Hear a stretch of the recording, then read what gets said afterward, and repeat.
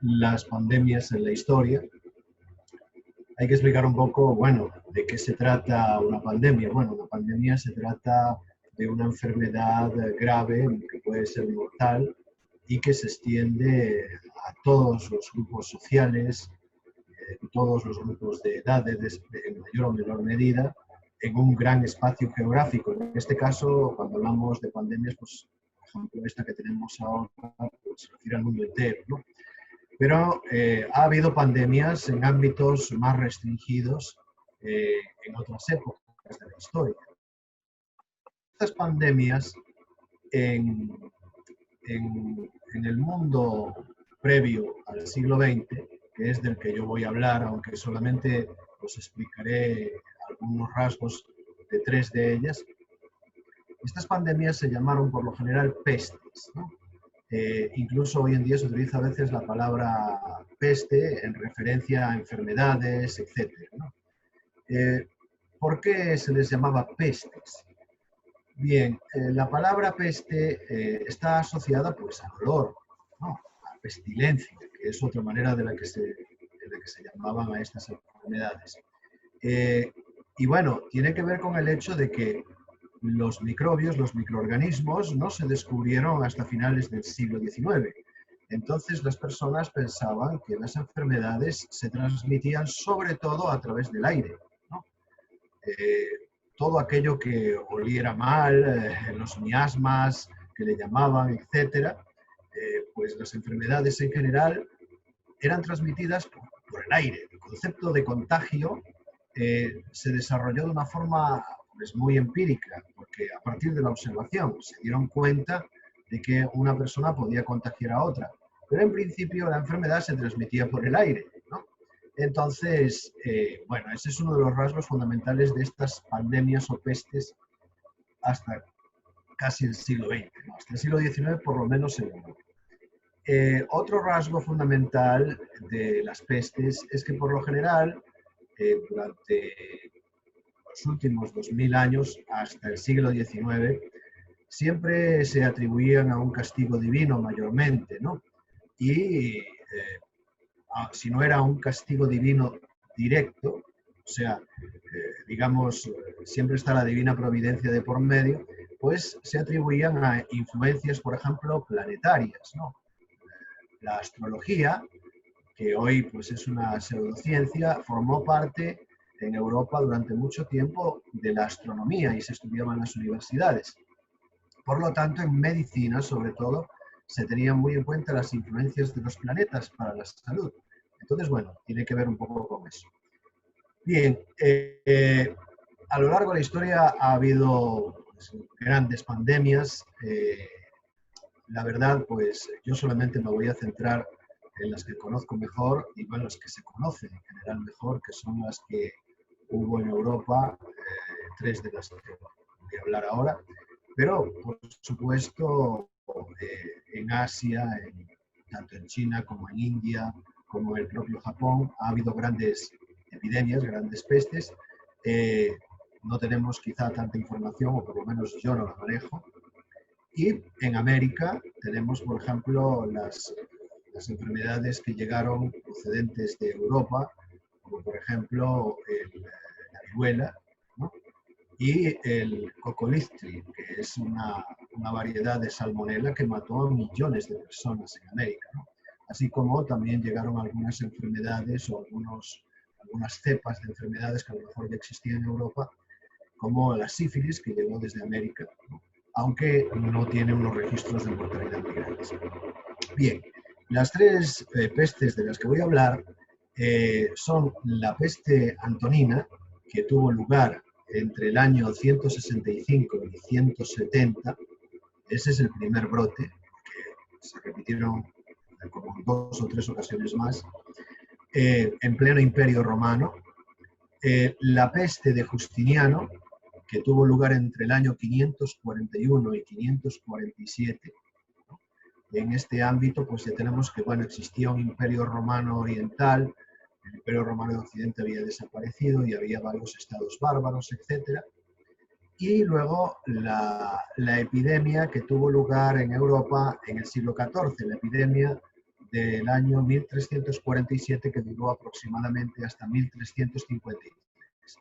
Todas ellas, incluida esta última, tuvieron rebrotes. Por ejemplo, la peste bubónica del siglo XIV rebrotó durante un siglo cada 10 años, más o menos, ¿no? Y luego aparecía focalizada en ciudades, regiones, hasta 1720, ¿no? Provocó mortandad. Desde 1720 pues, se desvaneció. Bien, voy a leeros también, aparte de explicaros un poco, voy a leeros algunos textos de personas que fueron testigos o que, bueno, por lo menos tuvieron información acerca de estas epidemias, ¿no? Vamos a empezar con la peste antonina.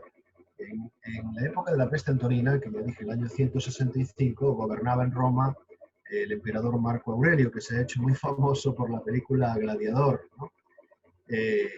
Este emperador, que era filósofo, de hecho tenemos un libro de él titulado Meditaciones, un filósofo estoico, pues tuvo la mala suerte de tener que soportar la primera pandemia en la historia del Imperio Romano, porque por lo menos desde el siglo III después de Cristo hasta el siglo II no hubo nunca una pandemia en el Imperio Romano, lo cual no quiere decir que no hubiera pestes localizadas, etcétera, pero no una pandemia, ¿no?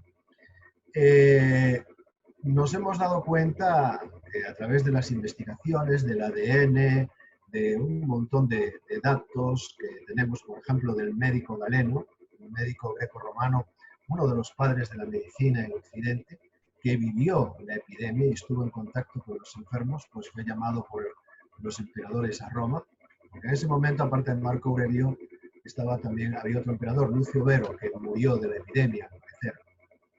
Entonces ellos le pidieron ir a Italia, porque él vivía en Oriente, en la parte oriental del imperio, y bueno, él estuvo en contacto con los soldados en el norte de Italia, viendo la enfermedad. El vector de esta enfermedad fueron los soldados, o sea, quienes transmitieron la enfermedad fueron los soldados que fueron a una campaña en lo que hoy es Irak, y allí contrajeron la viruela. Por lo general, en el mundo antiguo, en el mundo romano, en el mundo clásico, todas las epidemias pues, las atribuían a África. Consideraban que los cambios, la humedad y el calor pues, era lo que traía esas epidemias. Entonces, por lo general, ellos esbozan esa hipótesis. Sin embargo, casi, por lo menos estas tres epidemias de las que yo voy a hablar, llegaron desde Asia. Por ejemplo, esta no está identificado el lugar de donde puede haber venido, pero está muy claro que las dos anteriores llegaron desde China a través de Asia Central, las dos posteriores desde China, por Asia Central en general, o vía marítima también a través del Índico, llegaron a Europa, ¿no? El vector, ya digo, en este caso, fue el ejército. No había inmunidad contra la viruela la primera vez, por todos los indicios que se producía una epidemia de viruela, igual que pasó en América, cuando en el siglo XVI, por ejemplo, lo que pasó en Tenochtitlán, cuando Cortés estaba asediando la ciudad, que se declaró una epidemia de viruela y murió pues, como la cuarta parte de la población. Pues aquí ocurrió lo mismo, murió aproximadamente el 10% de la población de todo el imperio. Por las noticias que tenemos, se extendió, bueno, lo que hoy es Medio Oriente, Siria, Palestina, por Egipto, por Grecia, por lo que hoy es Turquía, los Balcanes, Italia, lo que hoy es Francia. Pero aparentemente pues, no hay datos sobre qué pasó en la península ibérica y en el norte de África. África no se vio tan afectada. Es difícil saber si tenían algún tipo de inmunidad, porque de hecho para la viruela, las personas que están en contacto con el ganado vacuno, por ejemplo, las que ordeñan vacas, las lecheras, era muy común que tuviesen inmunidad porque la viruela era transmitida, había una viruela vacuna que era transmitida por esos animales, y estar en contacto permanente con ellos, pues, de alguna forma propiciaba algún tipo de inmunidad. ¿Cuáles eran los síntomas de esta viruela? Bueno, eran fiebres muy altas, por supuesto las típicas pústulas, que salían de la viruela, que bueno, cuando se caían te podían dejar huecos, un montón de huecos en la piel, diarreas, inflamación de la laringe, por ejemplo, de la faringe, perdón. Y bueno, la verdad es que las personas morían muy rápido y por las noticias que tenemos, las fuentes, por ejemplo, el historiador Dio Casio, la Historia Augusta, eh, historiadores posteriores como Amiano Marcelino o el propio Galeno, hablan de que, bueno, en Roma se llegaron a morir de 5.000, pues a otros dicen hasta 10.000 personas, pero bueno, unas 5.000 personas diarias. Por lo tanto, se tuvieron que arbitrar medidas extraordinarias. Sobre las consecuencias de esta epidemia, pues con un bajón tan grande de la población en unas sociedades, y no solamente esto no es solamente válido para el Imperio Romano, sino para la epidemia que viene después del periodo de Justiniano o la peste negra del siglo XIV, la falta de mano de obra ocasionaba pues, desastres en la economía. No es como hoy en día que se puede sustituir en parte la mano de obra. De alguna forma pues tenemos máquinas, etcétera, pero en aquella época no. En aquella época era fundamental. Y tampoco eran capaces de combatir eh, la enfermedad de una manera adecuada, puesto que no sabían bien cómo protegerse de ella, ¿no?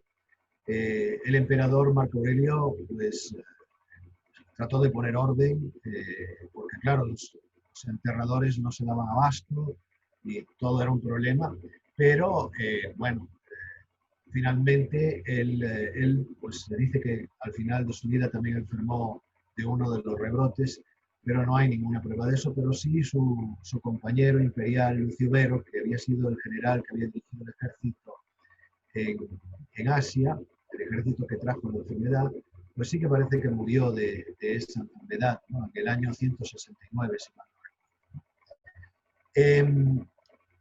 La siguiente epidemia, la peste de Justiniano, tiene lugar entre el año 541 y 547 y, bueno, fue mucho peor.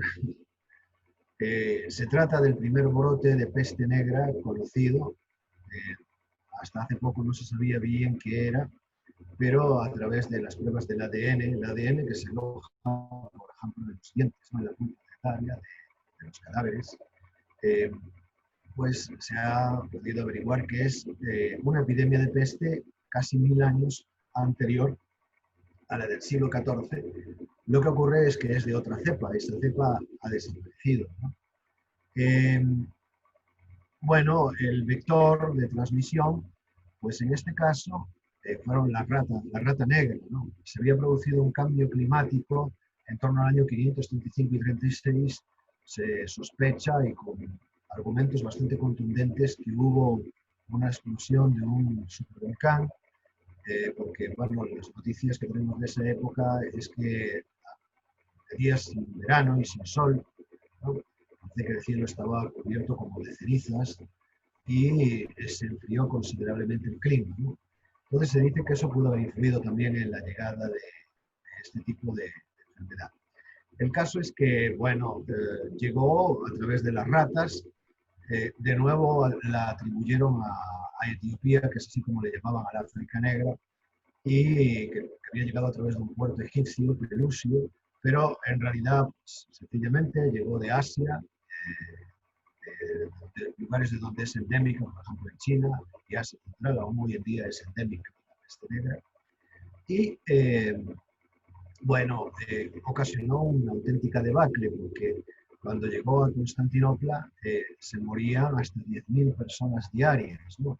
Y de hecho pereció con toda seguridad por lo menos el 20% de la población del imperio. Estamos hablando en un periodo de 6 años, ¿no? Luego hubo rebrotes que siguieron matando gente. El emperador Justiniano, que había intentado recuperar el imperio occidental, pues tuvo muchísimos problemas y, bueno, se enfermó, sobrevivió, ¿no?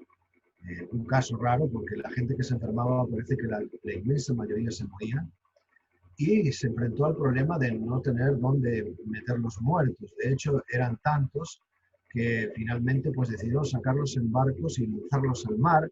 Luego Justiniano puso dinero para crear fosas comunes enormes fuera de la ciudad para enterrar a la gente pobre, ¿no? Y bueno, no se tomaron muchas medidas profilácticas ni nada de eso, solamente sacó al ejército a la calle y bueno, la gente estaba encerrada en casa literalmente, pues, llorando a sus difuntos o aterrados, ¿no?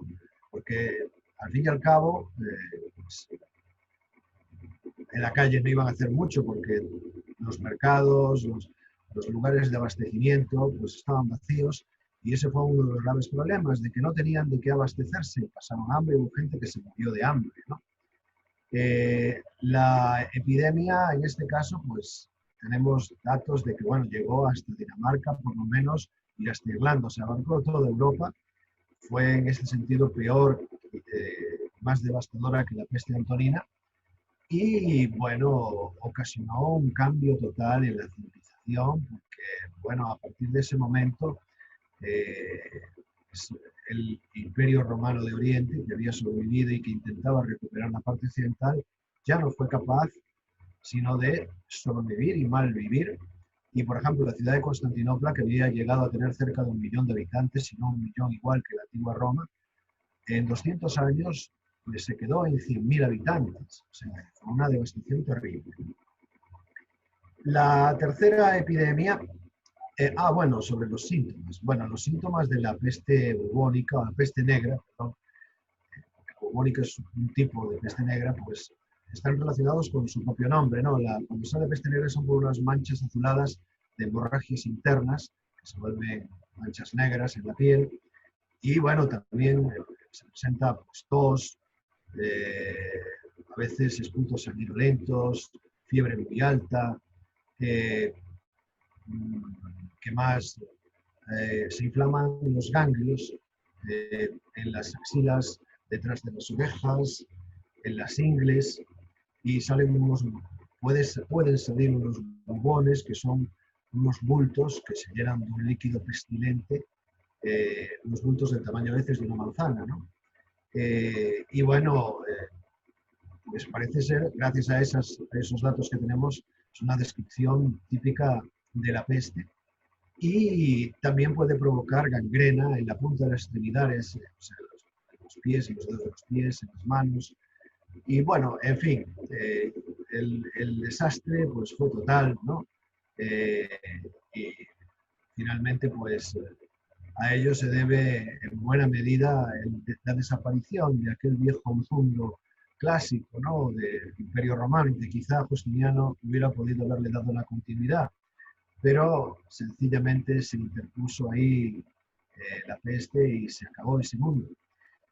La tercera epidemia, la de 1347-1353, es la más conocida, la peste negra. Los síntomas son los mismos. A las personas también parece que se desorientaban mentalmente en las últimas etapas de la enfermedad.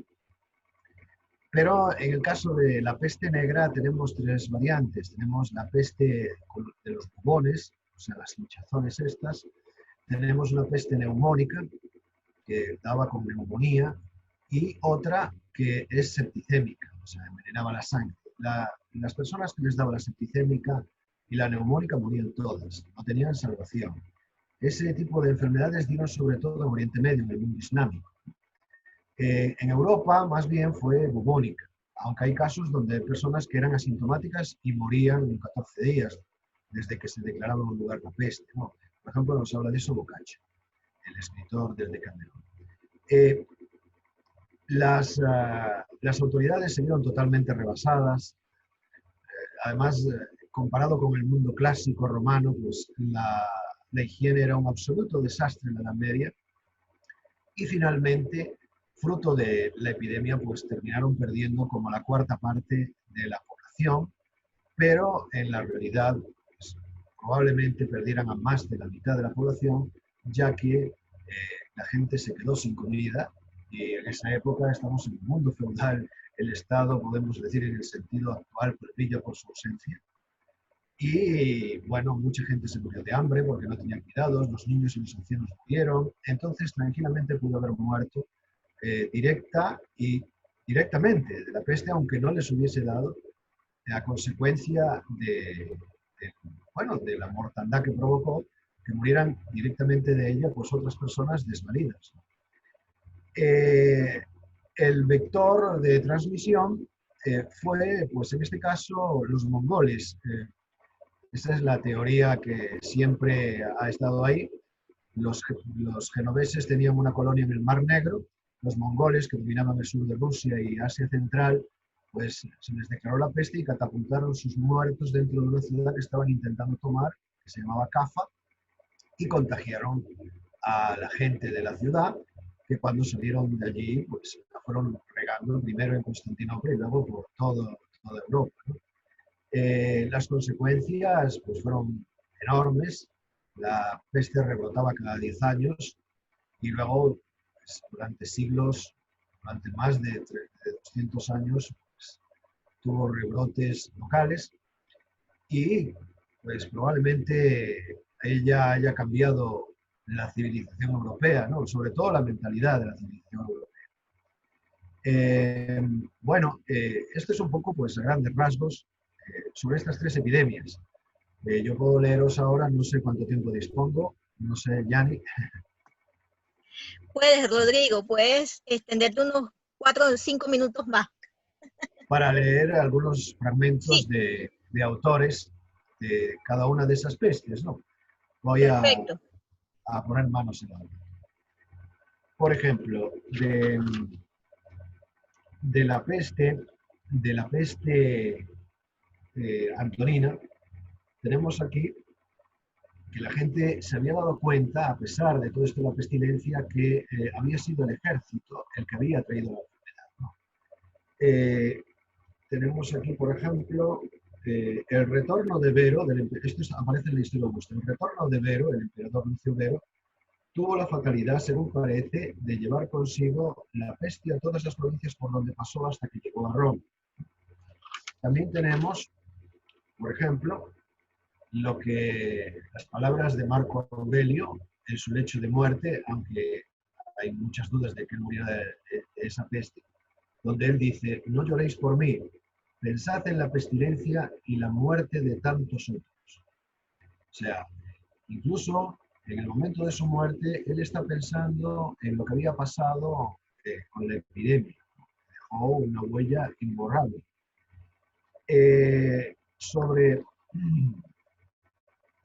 Sobre la peste de Justiniano tenemos, por ejemplo, al historiador Procopio, donde él pues, explica muchas cosas. Por ejemplo, él está hablando de que en aquel tiempo se declaró una epidemia que de poco no acaba con todo el género humano. Dice: esta epidemia no afectó a una parte limitada de la Tierra ni un grupo determinado de hombres, ni se redujo a una estación concreta del año, lo cual ocurría con muchas enfermedades, sino que se esparció por toda la Tierra y se centró en todas las vidas humanas.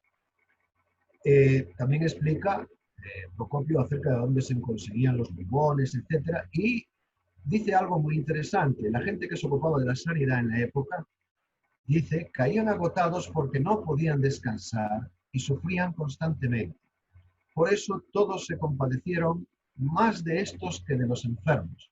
Eso es un comportamiento que hemos visto, por ejemplo, aquí en Europa con el coronavirus, en algunos países como Italia o España, a los enfermeros completamente exhaustos, algunos sin dormir 2 días, atendiendo a los enfermos. También dice Procopio que no era nada fácil ver a alguien en los lugares públicos, al menos en Constantinopla, sino que todos los que estaban sanos se quedaban en casa cuidando de los enfermos o llorando a los muertos. Sobre la peste negra del siglo XIV provocó un gran cambio en la mentalidad, o por lo menos impulsó un cambio en la mentalidad. Y bueno, tenemos un montón de manifestaciones. Por ejemplo, la crónica de la ciudad de Florencia. Todos los ciudadanos hacían poco más que cargar cadáveres para que fueran enterrados. En cada iglesia cavaban profundas fosas hasta la napa de agua y así aquellos que eran pobres y morían durante la noche eran recogidos rápidamente y arrojados a la fosa. Por la mañana, cuando un gran número de cuerpos se hallaban en la fosa, tomaban un poco de tierra y la echaban con palas sobre ellos. Más tarde otros cadáveres eran depositados sobre ellos, y entonces ponían otra capa de tierra, tal como uno hace la lasaña, el pasticho, con capas de pasta y queso. Parece que nació el humor negro también en esa época, por cierto. Pues es verdad, el humor negro nació en esta época. Eh, Esto originó pues un gran debate, ¿no? Acerca de que, en la época, ¿no? Acerca de que por qué Dios castigaba tan duramente a la humanidad, si es que la humanidad era tan mala, o si no tenía posibilidad de redención, y este tipo de cosas. Por ejemplo, hay un libro que es La disputa del campesino checo con la muerte, donde el campesino se queja de que la muerte ha matado a su querida esposa. Y el libro es toda una discusión, como un diálogo platónico acerca de, bueno, cada quien tiene sus argumentos, el campesino los suyos y la muerte los suyos. Es una obra interesante y se escribió casi un siglo después, no, bueno, algo menos, 50 años después del primer brote de peste, pero revela un poco cómo era la cosa. Bueno, voy a dejarlo aquí porque creo que ya me estoy pasando. Bueno, la Ivette. Muchas gracias, Rodrigo. Como siempre, contigo todo excelente. Mira, aprovecho para comentarte que la profesora Yasmín Track, la directora de la Escuela de Comunicación, está conectada y manda a decir que les saluda a todos los muchachos, a los ponentes les agradece, pero que especialmente al profesor Rodrigo Fernández lo está esperando aquí en Venezuela otra vez. Que le manda muchos cariños desde la escuela, mucho afecto. Y bueno, es el deseo de todos, que ojalá pudieras estar con nosotros. Muchas gracias, Rodrigo. Gracias a vosotros. Vamos a continuar, muchachos, vamos a continuar entonces con el doctor Daniel Sánchez en la segunda ponencia. Acá está el doctor Daniel. Sí, sí, estoy. ¿Cómo Perfecto. estás? ¿Cómo te va, Yanni? Bienvenido, bienvenido. Gracias. El doctor Daniel nos va a hablar de las epidemias, pero en Venezuela. Daniel Sánchez es médico, anestesiólogo intensivista, con una maestría en Historia de Venezuela. Además, individuo de número, sillón número 1 de la Academia Venezolana de la Historia de la Medicina. Es profesor de pregrado y posgrado en la Universidad Central de Venezuela, gran amigo de nuestra casa de estudio, donde también ha cursado estudios y ha dado múltiples conferencias. Entonces, bienvenido, Daniel, adelante. Gracias, Yanni. Bueno, muy buenos días. ¿Cómo están ustedes? Para mí es un placer y gracias por la invitación que me han hecho acá, la UCAP, que también la considero mi casa. Voy a compartir un poco lo que se llama pantalla porque les traje una presentación con algunas imágenes. Vamos a ver, compartir aquí. Muy bien. Ok.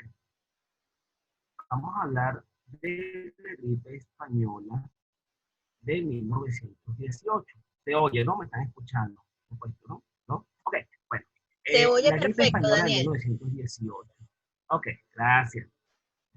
El año 1918 se desató en el mundo la pandemia más devastadora del siglo XX, lo que se llamó la gripe española, la cual era producida por un virus, que es el virus de la influencia tipo H1N1.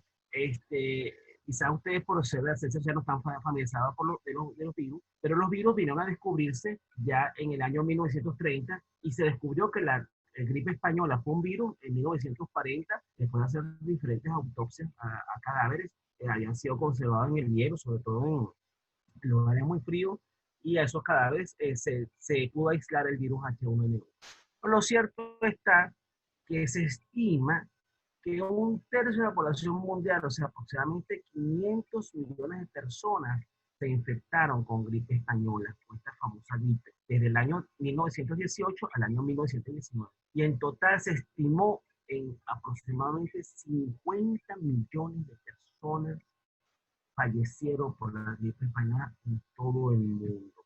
Esta es una imagen de un cuartel en Europa donde los soldados están enfermos de gripe española, están aislados. Vamos a recordar que para la época de la gripe española, el mundo estaba en la Primera Guerra Mundial.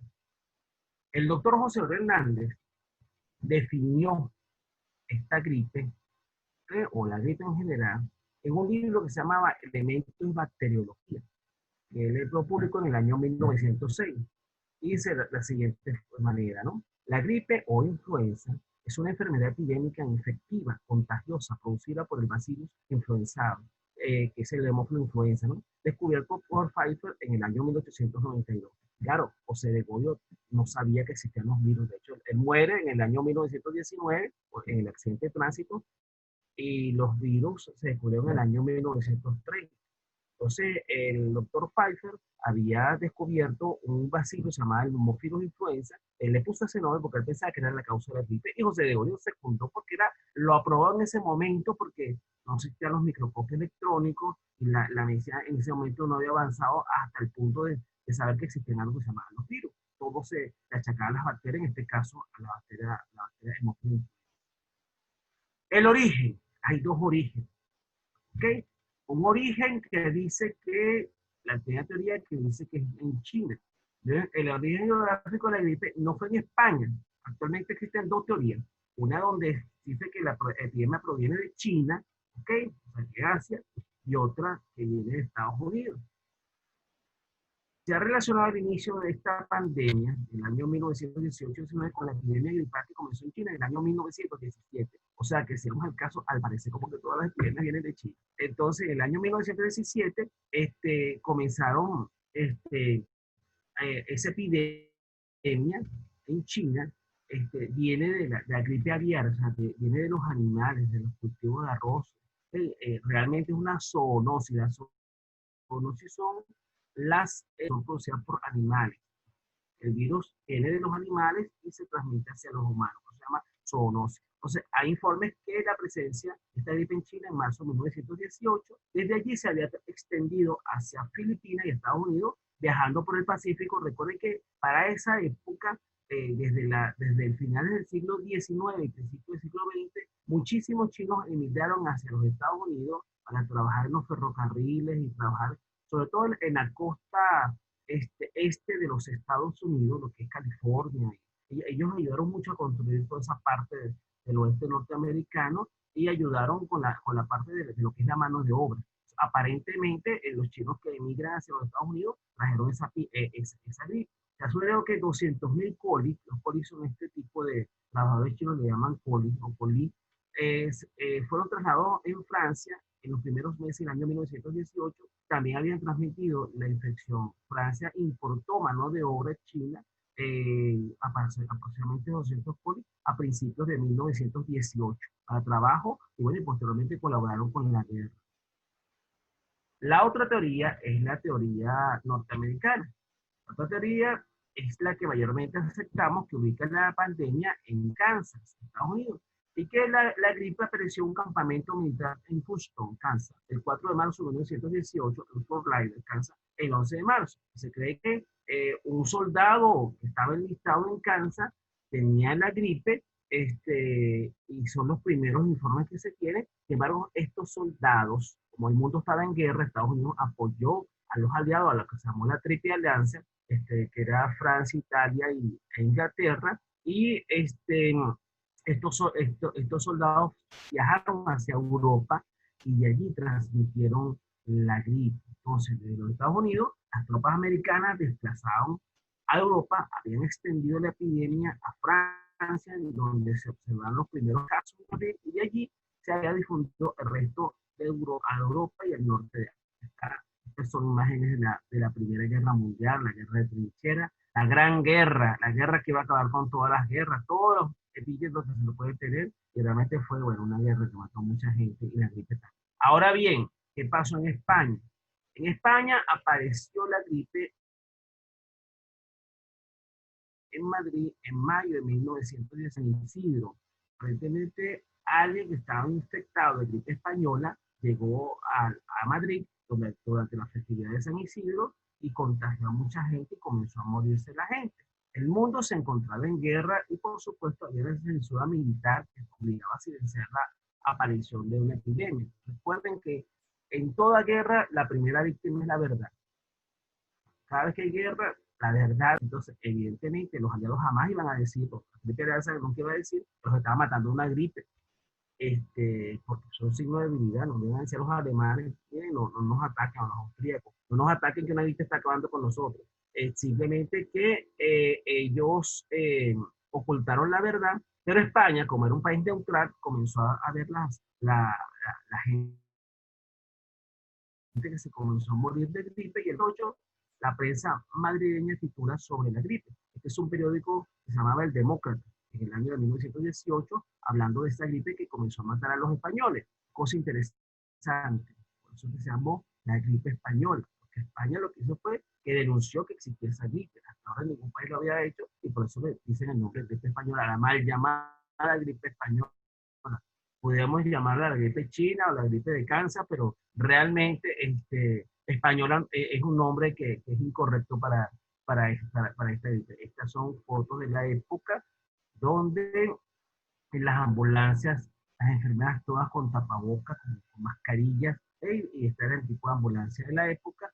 ¿Qué pasó en Venezuela? En Venezuela también llegó la gripe el 8 de octubre de 1918, llegó a La Guaira una Pueyrredón con más de 400 hombres que provenían de Veracruz, México, en donde ya había la epidemia de gripe española, ¿ok? Y comenzaron a enfermarse los soldados en los cuarteles. Juan Vicente Gómez, aunque no era el presidente formal, era el hombre fuerte de Venezuela, llama al secretario de gobierno, que era Ignacio Andrade, y le pide que le dé un informe de qué es lo que está pasando en La Guaira. Y él responde, la verdad que le han comunicado de la epidemia en La Guaira es exagerada. Solo hay un catarro que da fiebre y que dura 2 días. Evidentemente no sabían la magnitud de esto. Y Ignacio Andrade, mal informado, telegrafía a Gómez diciéndole que es simplemente un catarro. ¿Qué pasó entonces? Del puerto, recuerden que La Guaira era el principal puerto donde tenía la quema de mercancía, también era el lugar de la entrada hacia Venezuela. Comenzó a infectarse la gente en La Guaira.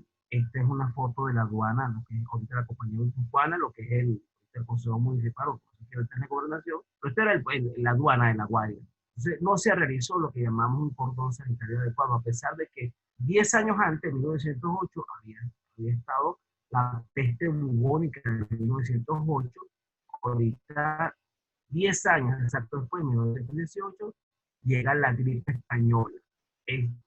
No habíamos aprendido la epidemia, ningún pueblo como que está preparado para las epidemias, ni la pandemia, y entonces no existía un Ministerio de Sanidad, sino había una cosa que se llamaba la Oficina de Sanidad Nacional, que dependía del Ministerio de Relaciones Interiores, porque no existía todavía el Ministerio de Sanidad, y esto lo que hacen es recomendar la higiene y la limpieza en la ciudad, pero no sabían tratar esto que se extendió, bien sea por vía de los caminos, ¿ok? Existía el camino de los españoles, aún no existía la carretera de La Guaira, y existía el ferrocarril Caracas-La Guaira, que había en el año 1883 por Guzmán Blanco. Entonces, por esa vía llegó la gripe española a la ciudad de Caracas. Esta es la ciudad de Caracas, de aquella época. Si se dan cuenta, hermosa esta foto. Este es el Palacio de Miraflores, ¿ok? Esto que está acá es la iglesia de la Santísima Trinidad, que posteriormente se convirtió en el Panteón Nacional. Pero en este momento era la iglesia de la Santísima Trinidad, hoy es el Panteón Nacional. Esta que está acá es la iglesia de la Merced, al lado en la esquina de al lado del Ministerio de Educación. Esta es la iglesia de Altagracia, la esquina de Altagracia, frente al Seguro Social. Esta que está acá es la logia masónica, en la esquina de Maturil, que ya vamos a hablar de ella. Esta es la iglesia de Santa Capilla, en el esquina de Santa Capilla. Este es el Arco de la Federación. Esta es la de la Catedral de Caracas, con las 4 torres en su momento. ¿Okay? Y esta era la Caracas de los techos rojos de la época. Entonces, el presidente, había un presidente encargado, ¿no? Victorino Márquez Bustillo, creó la Junta de Socorro del Distrito Federal, que fue instalada el 28 de octubre de 1918. Esa junta fue presidida por Monseñor Felipe Rincón González, el doctor Vicente Lecuna, Santiago Vargas, José Herrera Mendoza, Pérez Dupuy, el presbítero R. Lovera, Francisco Antonio Rique, y el doctor Luis Racetti, que fue el secretario el director técnico de esa campaña sanitaria. El gobierno reconocía nuevamente su incapacidad para este tipo de gripe, como lo había reconocido 8 años antes Guillermo Castro. Esta vez Juan Vicente Gómez también reconocía, o el gobierno nacional en este momento, presidido por Victorio Márquez Bustillo, reconocía su incapacidad para afrontar esta epidemia y recurre a la Academia Nacional de Medicina, cuyo secretario perpetuo era el doctor Luis Racetti, para pedirle ayuda, y lo nombra miembro, por supuesto, director técnico de la campaña sanitaria con esta Junta de Socorro del Distrito Federal por la gripe que se estaba presentando en este momento en Caracas. Entonces, ¿cuáles fueron las medidas que tomó Racetti y la Junta de Socorro?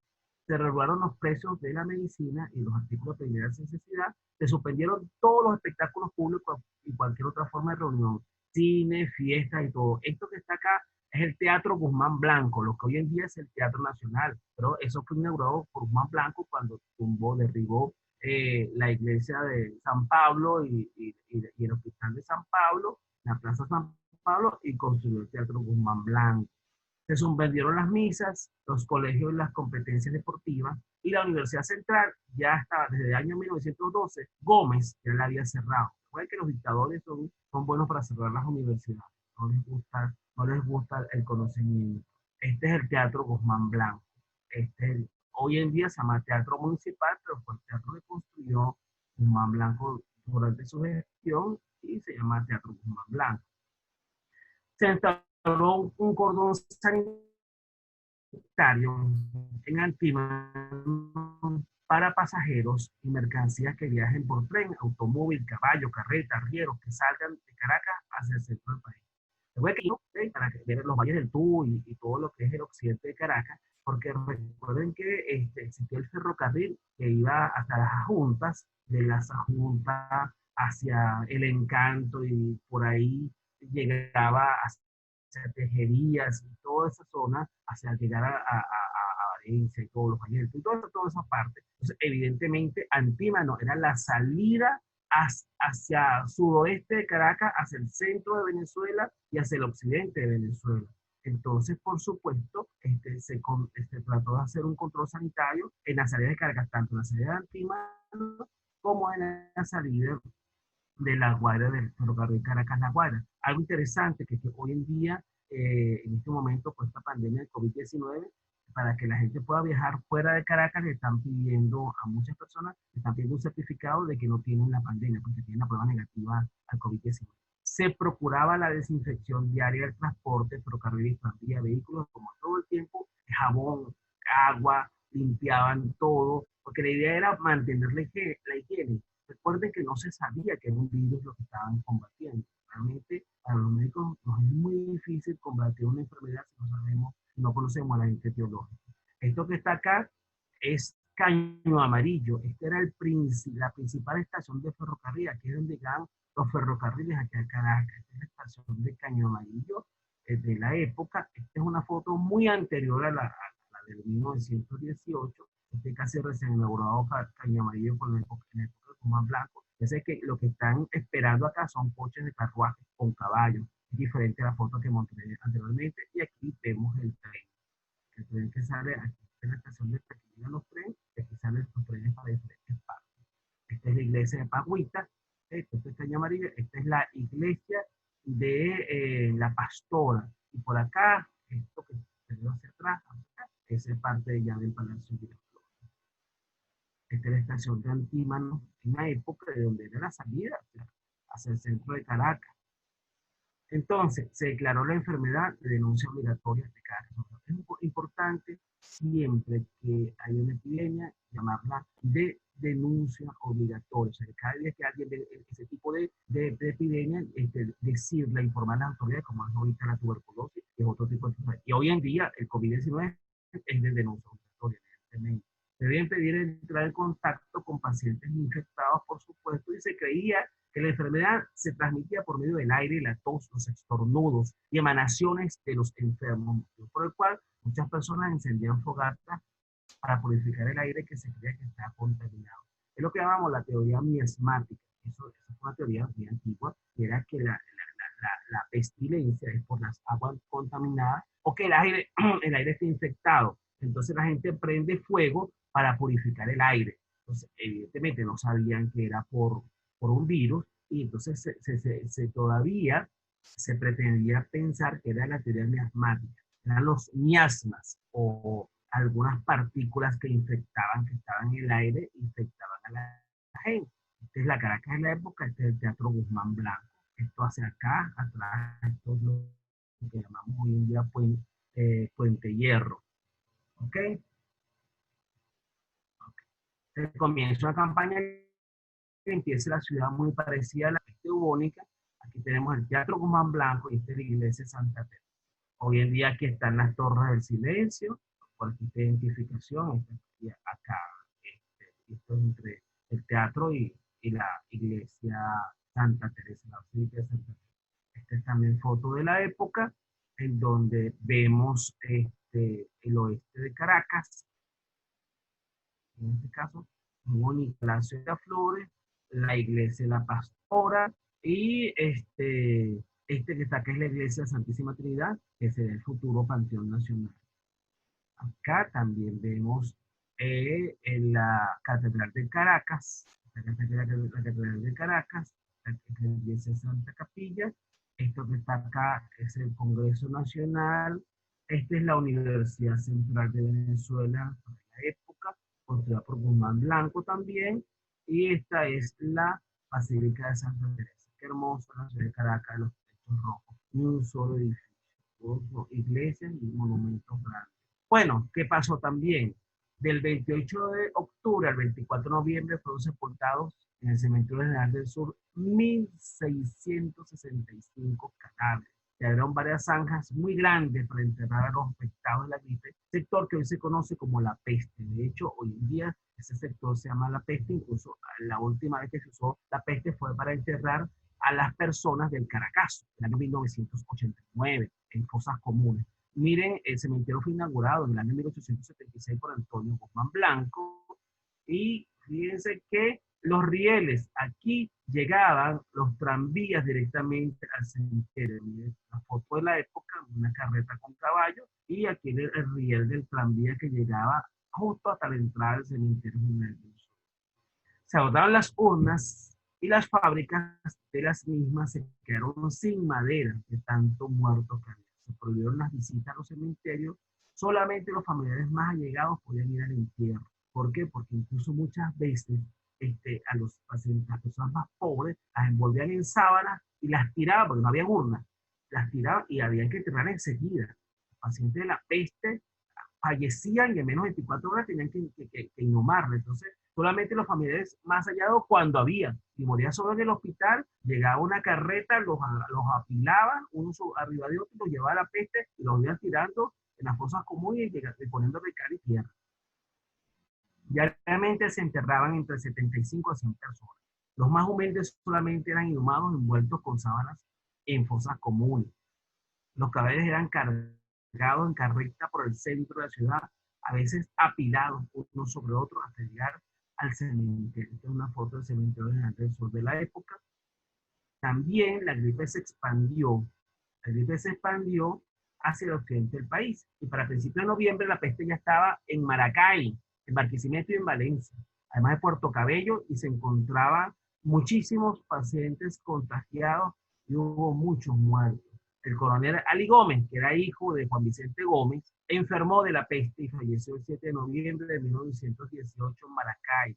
Se dice que su papá, Juan Vicente Gómez, un hombre que le tenía miedo a las bacterias, siempre andaba con guantes. Si usted ve las fotos de Gómez, todo el tiempo estaba con guantes porque tenía un miedo excesivo a lo que es la contaminación, el contagio. No fue a verlo porque temor a contagiarse, fue a verlo sobre el muerto. El Hospital Vargas es el principal hospital del país, ¿okay? de la ciudad de Caracas, y fue la institución de salud que fue rectora durante esta pandemia. Racetti trabajaba en el Hospital Vargas. Todos los médicos de la Junta de Socorro pertenecían al Hospital Vargas. Esta es la foto del Hospital Vargas de la época. Este es el Vargas, el ala norte del Hospital Vargas. Esta es una sala del Hospital Vargas. Los enfermos se acumulaban en las salas y la epidemia rebasó la capacidad. O sea, eran tantos los enfermos que ya el hospital no se daba abajo. Diariamente salían carretas de cadáveres del Hospital Vargas rumbo al cementerio de octubre a noviembre de 1918 fallecieron en el Hospital Vargas 219 personas por la epidemia de gripe española. Solamente en el Hospital Vargas, no en Caracas, solo nada más en el Hospital Vargas, porque había tanta gente y tantos contagiados y tantos muertos que el hospital no se dio baja. Entonces, ¿qué pasó? La limitada capacidad del Vargas produjo que la Junta de Socorro habilitara algunos hospitales como emergencia, hospitales de campaña, lugares que no eran hospitales, sino que los habilitaron como colegios. ¿Okay? En este caso, la logia masónica que está en la esquina de Maturín, de la parroquia Altagracia, fue habilitada como hospital. Aquí las hermanas de San José de Tarbes ayudaron a cuidar a los enfermos. Esta logia masónica de la esquina de Maturín, allí en Altagracia, es la logia que construyó Antonio Guzmán Blanco, que era masón, y entonces los hermanos masones se habilitó esta logia para agarrar muchas personas enfermas, y las hermanitas de San José y Tarde, que también eran enfermedades del Hospital Vargas, empezaron con enfermos. Esta es una foto actual de la logia masónica, que es la misma logia de la época. ¿Sí? La logia de este edificio tiene 100 y pico de años, porque por Guzmán Blanco, está en la esquina de Maturín, ahorita el colegio de Utah. Muy hermoso esta logia. Okay. En la parroquia La Pastora también se habilitó un lugar llamado Villalola. ¿Okay? Y la Escuela de Arte y Oficio en de Castán también se habilitó como era la escuela modelo. O sea, muchas escuelas se habilitaron como hospitales porque no había suficiente capacidad del Hospital Vargas. Esta es una foto de la parroquia La Pastora. Esta es la iglesia La Pastora de la época, en la calle que baja hacia la iglesia. El doctor José Hernández llegó a afirmar que lo que está matando a la gente era el hambre, la afirmación por la cultura por la raza, que es evidente. Si la persona está desnutrida y hay una gripe, ese estilo los va a matar más rápido. Esta persona que está eutrófica, que está bien nutrida, que está con su defensa más o menos importante, no va a tener el mismo efecto que una persona que está desnutrida y que esté, lo que llamamos los médicos inmunosuprimida. La situación de pobreza, indigencia y hambre de la población los hacía más vulnerables a la terrible pandemia. La Junta de Socorro entonces habilitó comedores populares junto con el programa de la gota de leche. Se alimentaron a los niños, a los adultos a base de platos proteicos debido a la desnutrición calórico-proteica que muchos presentan. Esta desnutrición era crónica, no era por la gripe. La Venezuela era un país rural, mucha gente pasando hambre. Así que trató de alimentarse a la gente para que resistiera la gripe, pero ya esta desnutrición venía de manera crónica desde hace varios años, ¿okay? Por la situación del país. Y José Luis lo que hizo fue hablar de una observación que era importante. O sea, la gente se está muriendo de hambre desde hace tiempo. La gripe lo que está es dándole el empujoncito. Ya para finales de diciembre, la situación comienza a normalizarse en Caracas. Los casos cada vez eran menos y se comenzaron a entregar los hospitales improvisados para la pandemia. Se devolvió la logia masónica, se devolvieron todos estos hospitales improvisados, las escuelas se devolvieron. Solamente quedó el Hospital Vargas recibiendo los pocos enfermos de la gripe que aún quedaban. La gripe se había autolimitado y dejaba un saldo total de fallecidos en Venezuela de 23.318.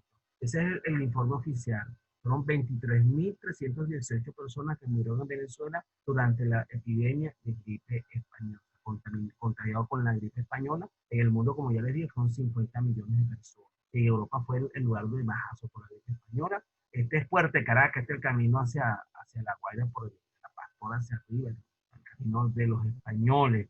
Hay una cosa que se llama que los virus se autolimitan. Tarde o temprano los virus terminan autolimitándose porque las personas adquieren inmunidad. Así como llegó la gripe española se fue, se autolimitó. Ellos en esa época nunca supieron que había sido un virus. Como ya les dije, en 1930 es que se descubren los virus y ya para 1900, en la época de los 40, es que se descubre que la pandemia del 18 fue por un virus de tipo H1N1. Se autorizaron nuevamente las reuniones y las misas en Caracas. El resto del país volvió poco a poco a las normales del Teatro Nacional, que fue construido mucho tiempo después por Cipriano Castro. El 3 de enero de 1919 cesa en sus labores la Junta de Socorro, dando por terminado oficialmente la epidemia de gripe española. Entonces, tenemos una fecha oficial de cuando se terminó, cuando termina sus labores la Junta de Socorro, que fue apenas empezando el año 1919, que fueron cada vez menos los casos. Fue la peor pandemia que sufriera Venezuela, según dijo Luis Racetti, y que escribió mucho sobre esto, que fue la peor pandemia y se consideró la peor pandemia del siglo XX, desde el punto de vista médico, la gripe española desde 1918. Muchísimas gracias por su atención y quedo a la orden por la pregunta. Esta es una foto de una ambulancia de la época de la gripe española. Muchas gracias, Daniel. Gracias, Jane. Gracias por estar aquí presente. Nosotros vamos a continuar y al final entonces te damos un espacio a todos los ponentes para preguntas y respuestas, ¿no? Vamos a continuar con el doctor Mariano Fernández Silano. Habilitarle el audio. El profesor Mariano Fernández es médico epidemiólogo, es doctor en educación, actualmente dirige la línea de investigación investigación en TIC, en el doctorado de educación. Es el director del doctorado en salud pública de la UCB, profesor UCAC también.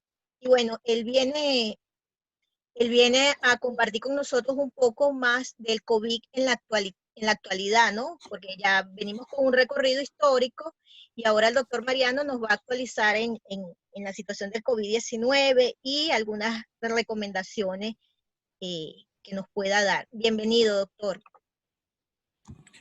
Buenas tardes, ¿me escuchan? Perfecto. Perfecto, Okay, profe, se le escucha bien. Y se ve la pantalla, ¿verdad? Y se ve la pantalla muy bien.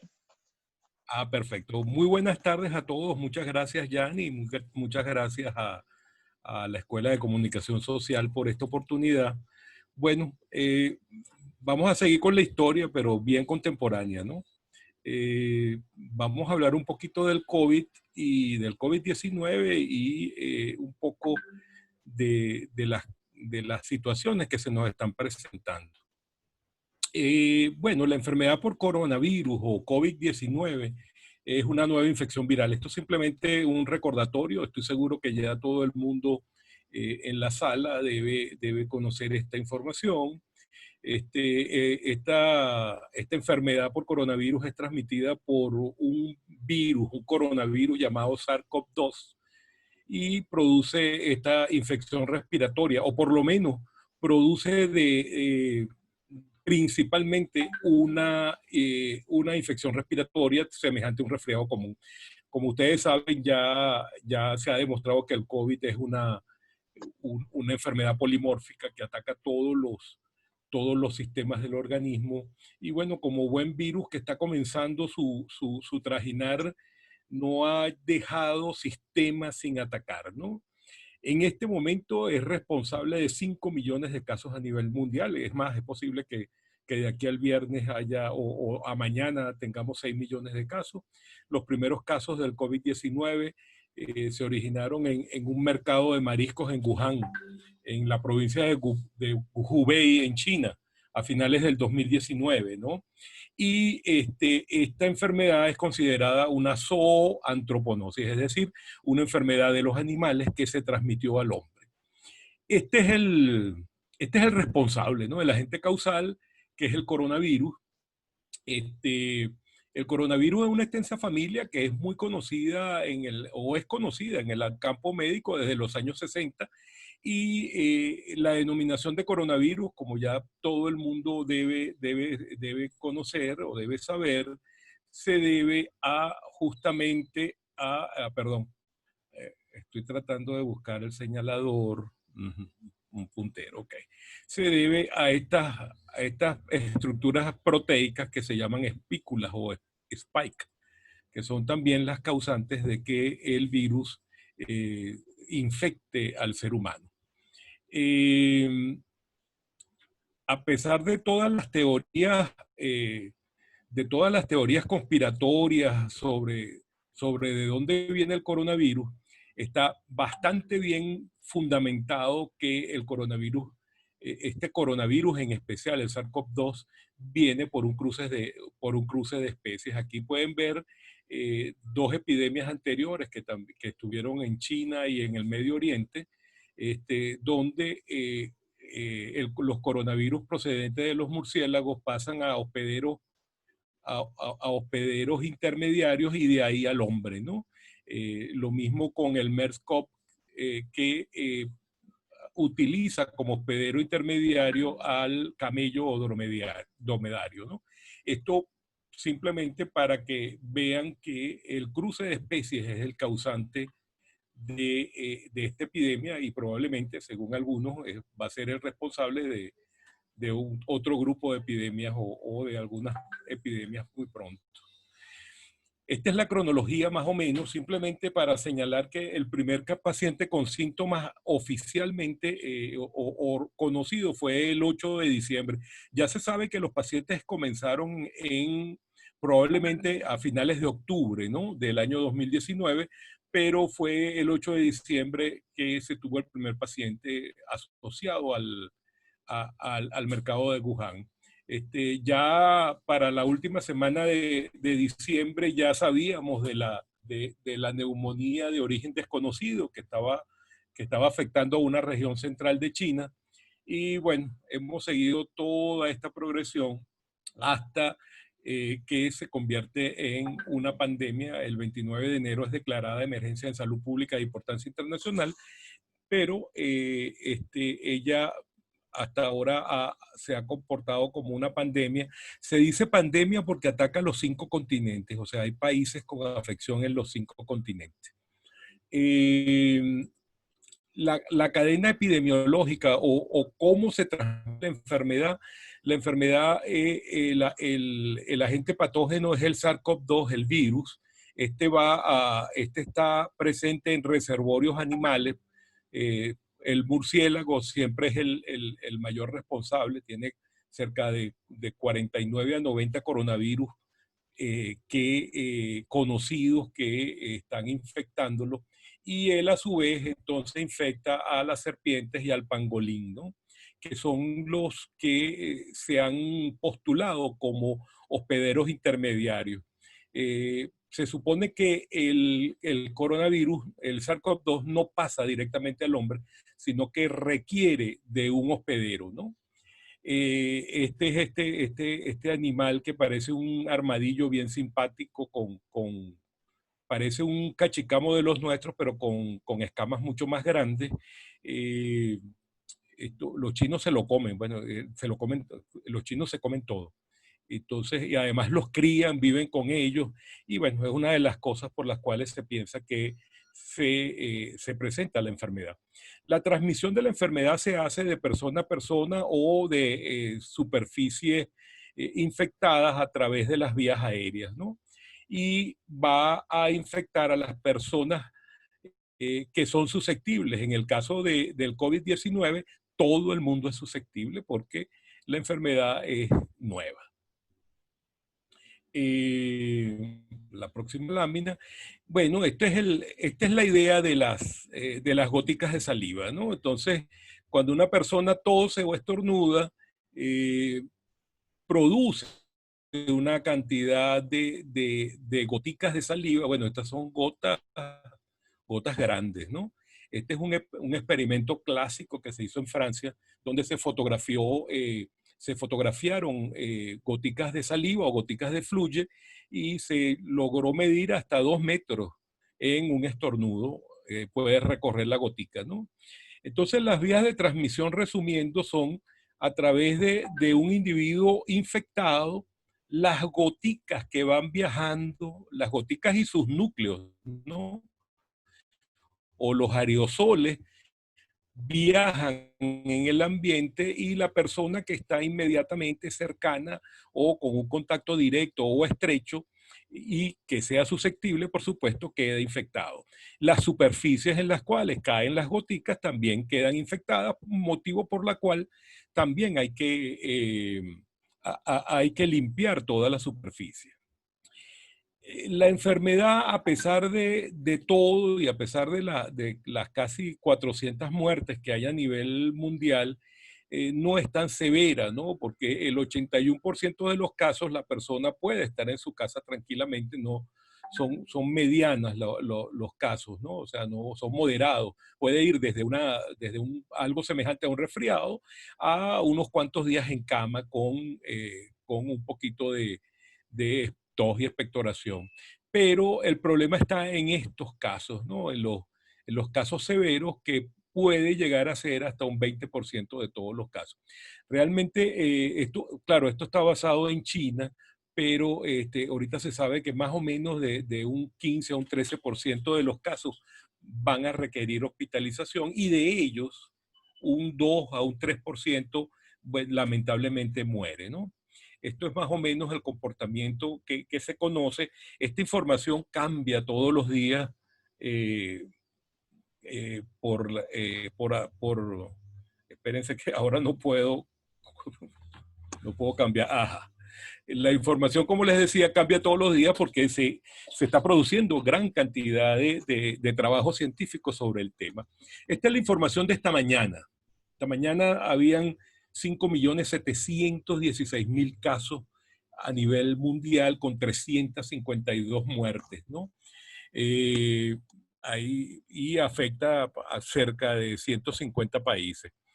Lo más interesante de esto es que si nosotros vemos, como ven en la lámina en este momento, desde el mes de diciembre del 2019, desde finales del mes de diciembre del 2019 hasta el momento actual, ustedes pueden ver cómo en el primer momento la epidemia respondió a los casos que habían en China. Luego, la responsabilidad de los casos pasa al sureste asiático y luego pasa a Europa. Claro, aquí recordarán el brote de casos que hubo en Italia, al norte de Italia, y luego en España. Luego el peso de los casos pasa a América. Y bueno, en América es donde estamos ahorita, donde la gran cantidad de casos que se están dando en los Estados Unidos, a pesar de que, como veremos, en Estados Unidos ha disminuido la cantidad de casos, pero existen países como Brasil que están incrementándose rápidamente. África está aportando muy poco a la cantidad de casos que está produciendo la epidemia. Aquí pueden ver cómo se está produciendo los casos diarios a nivel mundial, ¿no? Aquí ven a Estados Unidos cómo ya hizo su cúspide, estabilizó y probablemente está en una tendencia muy pequeña de descenso, ¿no? Pero aquí ven a Brasil, que está superando a casi todos los demás países con la cantidad de casos que está produciendo. En este color moradito fucsia tienen a España, que también hizo su pico, hizo su cúspide y luego empezó a descender, ¿no? España está en descenso, Colombia está subiendo, y no sé si lo pueden ver, esto que está aquí es Venezuela. Venezuela, a pesar de, tiene muy pocos casos, y los casos no han seguido un ritmo consecuente, ¿no? Ustedes ven que hay una gran diferencia entre los casos que se están reportando semanalmente por el ente oficial. Seguimos con los casos totales confirmados. Nuevamente ustedes ven cómo las gráficas tienen una conformación donde casi todos los países están buscando la cúspide y Venezuela está subiendo poco a poco. Colombia está un poquito más arriba porque tiene mayor magnitud de casos que nosotros, pero indudablemente que Venezuela sigue el mismo camino que han marcado el resto de países del mundo. Los casos de mortalidad, ustedes ven cómo Brasil sigue incrementándose rápidamente, la India y Colombia, ya Estados Unidos y el Reino Unido, España y Francia van en un momento de estabilidad, y Venezuela se ha mantenido estable. Ustedes han visto que hemos tenido 10 casos casi en las últimas 4 o 5 semanas, salvo el caso que se dio ayer del señor de 65 años procedente de La Vega, a pesar de que murió en el estado Falcón, ¿no? Pero esos son los datos que poseemos. Esta es la cantidad de casos positivos, cómo ha sido el comportamiento.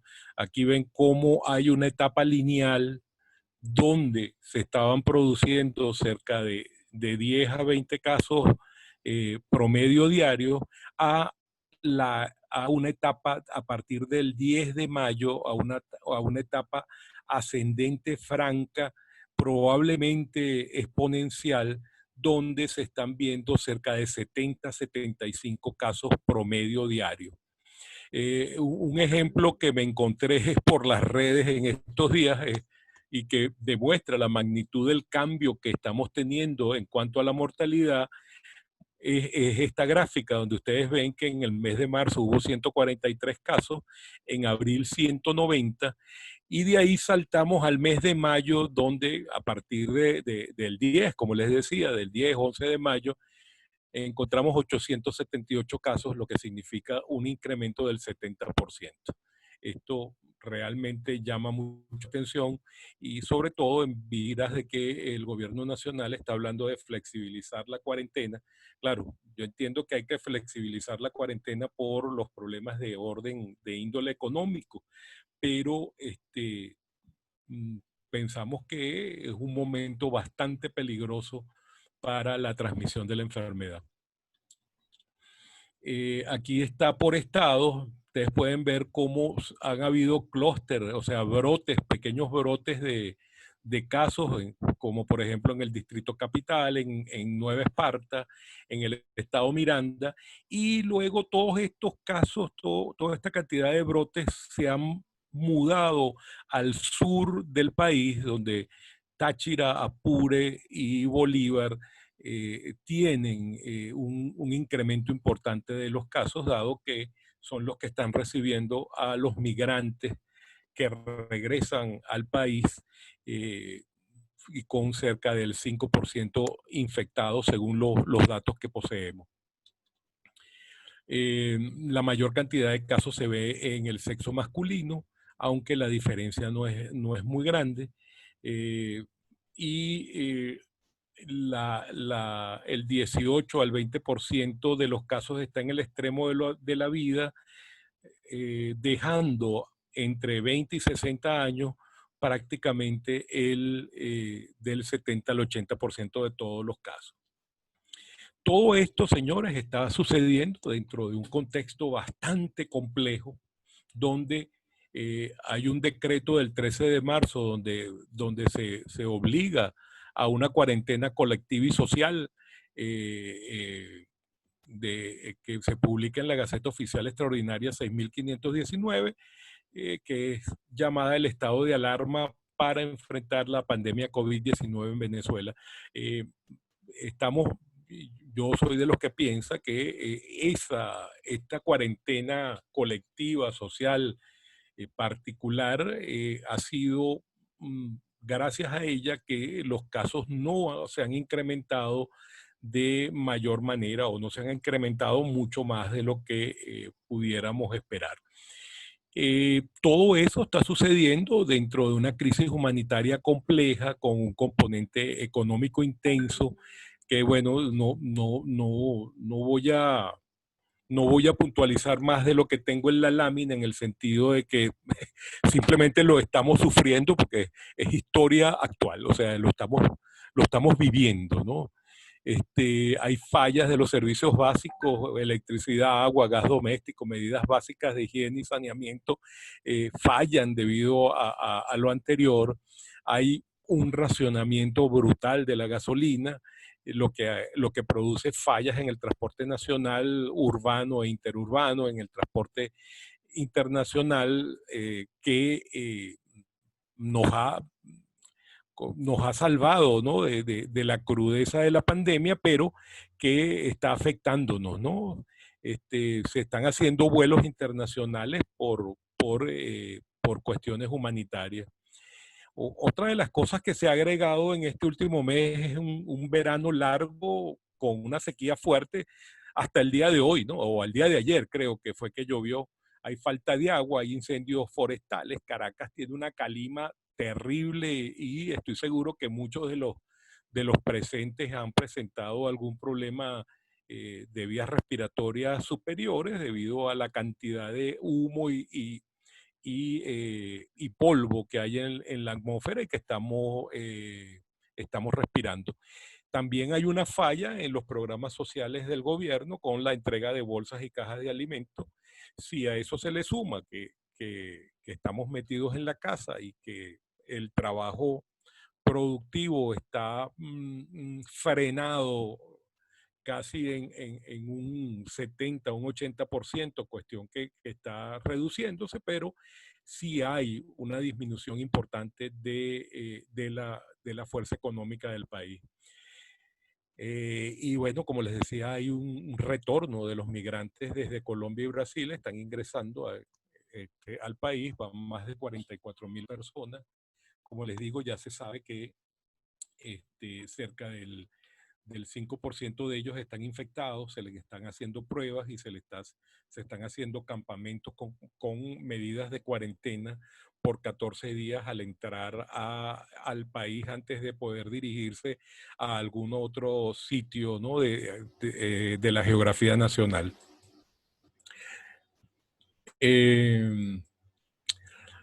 Nuestro sistema de salud es bastante vulnerable desde hace ya muchos años. Hay un colapso de la infraestructura de las redes de servicios de salud y hospitales. Según cifras oficiales, contamos con 11.500 camas hospitalarias. Esto incluye los sectores público y privado y con cerca de 400 camas de terapia intensiva con ventiladores. Como ustedes saben, el problema respiratorio producido por el COVID-19 hace en un 1 o 2% necesario que la persona sea entubada y ventilada mecánicamente. Según la encuesta nacional de hospitales, el 70% de los hospitales tiene una falla en el suministro de agua, por hablar de una de ellas. Hay fallas de luz, etcétera, ¿no? Pero imagínense ustedes que nada más el 9% dice tener condiciones de normalidad. En este instante también, dado, por un lado, a pesar de que no ha empezado la afluencia grande de casos, pero sí hay un problema, una falla en la dotación de los equipos de protección del personal de salud, hay una afectación de ellos. Ya eso está descrito tanto en China como en Italia como en España, que hay de un 20 a un 30% de más riesgo entre el personal de salud y los cuidadores y receptores de migrantes. Ya de eso tenemos casos de personal militar y funcionarios públicos, tenemos casos, hay toda una, creo que fue una guarnición, claro, el secreto militar ha evitado que nos enteremos, pero se coloquen en 9 partes, seguramente ustedes lo leyeron, grupos de personal de la Guardia Nacional quedó infectada en el clúster epidémico que se tuvo en la isla de Margarita. A esto les traigo unas cuantas láminas para tratar de ejemplificar la complejidad de la pandemia o lo que va a ser la complejidad de esta pandemia. Aquí tienen una gráfica donde en el eje Y tienen el impacto del COVID sobre la salud y en el eje de las X el tiempo, como siempre. Entonces, bueno, está la primera oleada que sería la morbimortalidad debida a COVID-19, o sea, a la enfermedad que tenemos. Una segunda oleada de pacientes que entran en emergencia y por enfermedades no relacionadas con COVID, pero que son demorados en su atención o son restringidos en el uso de recursos para poder verlo. Eso es simplemente que los hospitales están dedicados o se van a dedicar a ver pacientes con COVID-19 y no van a poder atender pacientes de otro tipo, ¿no? Hay otra se habla de otra tercera oleada que tiene que ver con el impacto que significa la interrupción de la atención y el tratamiento por los pacientes con enfermedades crónicas, ya pacientes conocidos con enfermedades crónicas. Ya de eso tenemos muchísimos casos de hipertensión arterial no controlada que han terminado en infartos y ACV, o bueno, no sabemos exactamente, pero probablemente la disminución del tratamiento ha podido producir estos problemas, ¿no? Y una cuarta oleada que describe este autor que tiene que ver con, bueno, con este hacinamiento que estamos viviendo, este confinamiento que estamos viviendo todos en nuestras casas y que se está describiendo como un síndrome de estrés postraumático, un burnout, este, al final es una enfermedad mental, una afectación de la salud mental de las personas que por supuesto también es impactada por la gran crisis económica que vivimos y las desigualdades que sufrimos en cuanto a la atención y uso de los servicios de salud. Esto produce muchos problemas, pero lamentablemente no son los únicos, ¿no? Para tratar de explicar, he tomado esta curva para tratar de explicar lo que significa la contención en términos económicos, ¿no? En la curva roja o la línea roja, ustedes pueden ver que si ustedes no ponen ninguna política de contención, es decir, no decretan una cuarentena como han hecho algunos países, este, la, la profundidad de la recesión producida va a ser muy corta o va a ser menos profunda que si ustedes aplican medidas severas de cuarentena, que es, por ejemplo, el caso nuestro, el caso de China, ¿no?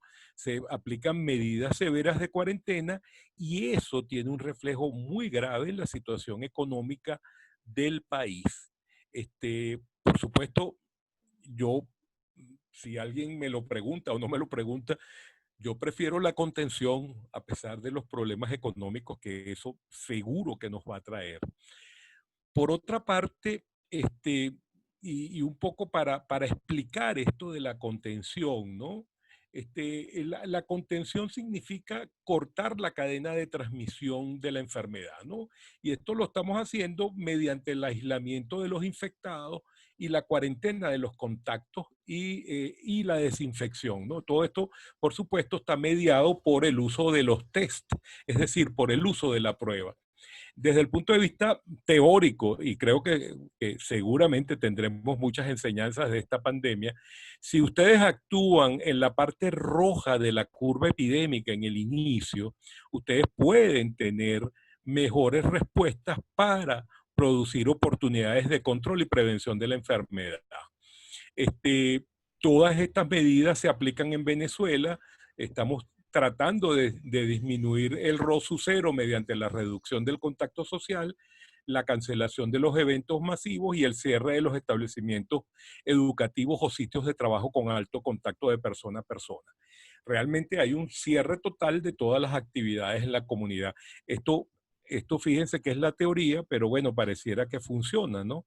De esto sale una idea de mediados de cerca de unos trabajos de Imperial College de finales de la década del 2000, donde hablan de un término que es el aplanar la curva, ¿no?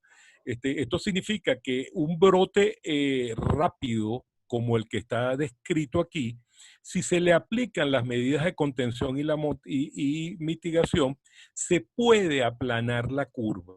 Lo importante es que comprendan que si bien es cierto, la curva se aplana, o sea, la curva no es tan alta, los pacientes son los mismos, porque siempre va a haber necesidad de una inmunidad que nosotros llamamos de rebaño o una inmunidad poblacional que tiene que ser cercana al 70% para limitar la transmisión de la enfermedad.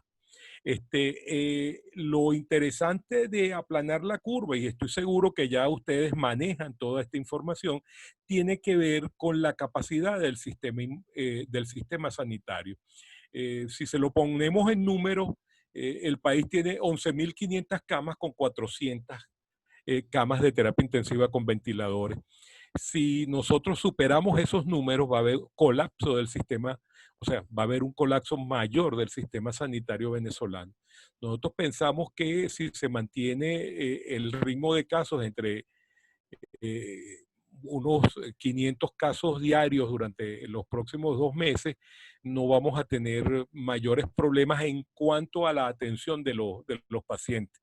Cualquier cosa por encima de eso, yo creo que va a superar con creces la capacidad sanitaria, la capacidad de respuesta del sistema sanitario venezolano.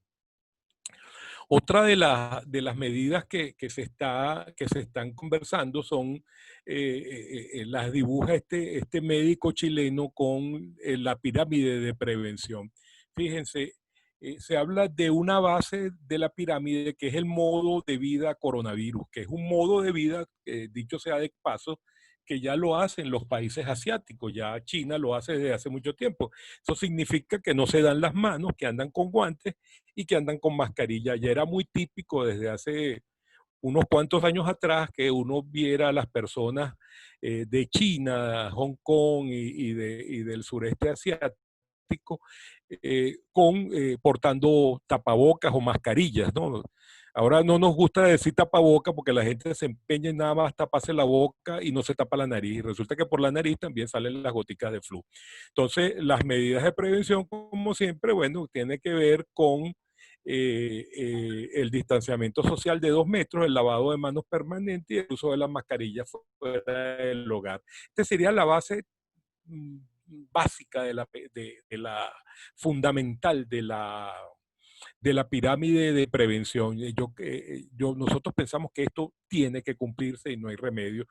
Y las mascarillas en este momento tienen un gran sentido porque el 30% de todos los casos que se conocen son debidos a portadores asintomáticos. Y me explico un poco para las personas que no manejan el término. Esto es que el paciente no tiene síntomas, o sea, el paciente está sano como todos nosotros ahorita, pero él está transmitiendo la enfermedad. En el pasado, todas las enfermedades a las cuales nos estuvimos enfrentando, el paciente tenía síntomas, tosía, tenía rinorrea, es decir, tenía agua en la nariz, etcétera. Pero en estos momentos no, en estos momentos el paciente empieza a transmitir la enfermedad de 2 a 5 días antes de tener los síntomas. El otro elemento es la cuarentena voluntaria. Esta cuarentena voluntaria es la que se está recomendando a las personas de alto riesgo, sobre todo a los mayores de 65 o 70 años con problemas crónicos o con problemas de inmunodeficiencia. Esto es voluntario porque la persona es mejor que se recoja en su casa. Yo me imagino que ustedes como yo, como mi familia y mi familia circundante, encerramos a los viejitos y no los dejamos salir para ninguna parte. Una sola persona de la familia sale a comprar, pero que no sea ninguno de los viejitos. Lamentablemente, no todas las personas de tercera edad no todos nuestros viejitos tienen personas o tiene un familiar que le haga las compras. La cuarentena total obligatoria es típica, que sería el tercer nivel, la que está siendo producida por el ente oficial, por el gobierno, que decreta la cuarentena y la separación social. Y finalmente, en el pico de la pirámide está la cuarentena sanitaria obligatoria, que tiene que ver con las personas que están enfermas o las personas que están en cuarentena por haber estado en contacto cercano con las personas que están enfermas. Yo creo que esto se tiene que mantener por lo menos en... Bueno, yo sé que suena muy feo, pero yo creo que por lo menos el próximo año, pues los próximos 2 años, nosotros tenemos que tener medidas semejantes a esta, o por lo menos hasta que aparezca una vacuna. Hay un comentario de AstraZeneca que se recorrió las redes, que creo que por cierto es un fake news, que dice que van a tener vacuna para diciembre. Yo no lo creo. Yo creo que la próxima vacuna va a tardar por lo menos 1 año, porque recuérdense que la vacuna tiene que ser probada mediante fases de estudio experimental que están muy bien definidas y que son necesarias para estar seguros de que no produce ningún daño o consecuencia. ¿Cuáles son las medidas generales de prevención? Simplemente para recordar, el lavado frecuente de manos, señores, cuando todo se acaba, queda el lavado de manos. Así que por favor, no omitan el lavado de manos. Es preferible lavarse las manos con frecuencia que portar guantes. Los guantes son peligrosísimos, porque los guantes la gente no se los lava y después tampoco se lava las manos. Entonces, uno no sabe qué tiene la persona debajo de esos guantes. Ni debajo de los guantes ni en los guantes, ¿no? Ustedes se imaginarán. Yo prefiero, bueno, ni verlo, pues. Es preferible lavarse las manos, no llevarse las manos a los ojos, o sea, a la cara, a los ojos, la nariz y la boca, que son las mucosas por donde puede entrar el virus. En caso de sufrir infección respiratoria, por favor, quédese en su casa y póngase en cuarentena voluntaria. Al toser o estornudar, por favor, use un pañuelo desechable, deséchelo adecuadamente o tosa en el través del codo, en la parte interior del codo, para que esa nube de goticas sea lo menor posible. En esto también hemos insistido mucho. El lavado con agua y jabón o con solución de gel tiene que tardar por lo menos 2 minutos en las palmas, entre los dedos, los pulgares y hasta la muñeca. Es necesario que se haga. Otras medidas tienen que ver con evitar lugares concurridos. Esto ya nos los están dando a través del decreto de separación, pero nosotros en la calle no debiéramos estar más cerca, menos cerca de 1 metro de una persona. Realmente 1,5 metros, ¿no? Porque una gotica puede viajar ese metro tranquilamente. Es recomendable desinfectar los objetos y superficies que se tocan con frecuencia o que las personas pueden o están a riesgo de que le lleguen las goticas. Pues acuérdense que el problema son las goticas, que es el medio de transmisión. Y evitar compartir los vasos y los platos. Bueno, hay que evitar la automedicación, a pesar de que, bueno, para automedicación, bueno, hay 1000 historias en este momento que en algún momento podremos compartir. Y los tapabocas deben utilizarse, bueno, esto es la teoría, deben utilizarse con las personas con síntomas. Ya sabemos que es preferible utilizar un tapaboca, porque si la persona que está tosiendo no se protege, por lo menos ustedes sí se protegen. Entonces es preferible que todos usemos tapaboca. Un poco para ya ir cerrando, bueno, la nueva vida normal, y me aprovecho de este mensaje de AFP, va a consistir entonces de que de aquí a mucho tiempo vamos a tener que evitar las grandes concentraciones, vamos a tener necesariamente que tomar distanciamiento en los trabajos. Inclusive hay ya 2 o 3 papers donde hacen los cálculos exactamente cuál es la separación de pupitre a pupitre, de mesa a mesa en los restaurantes. Se está trabajando mucho en eso.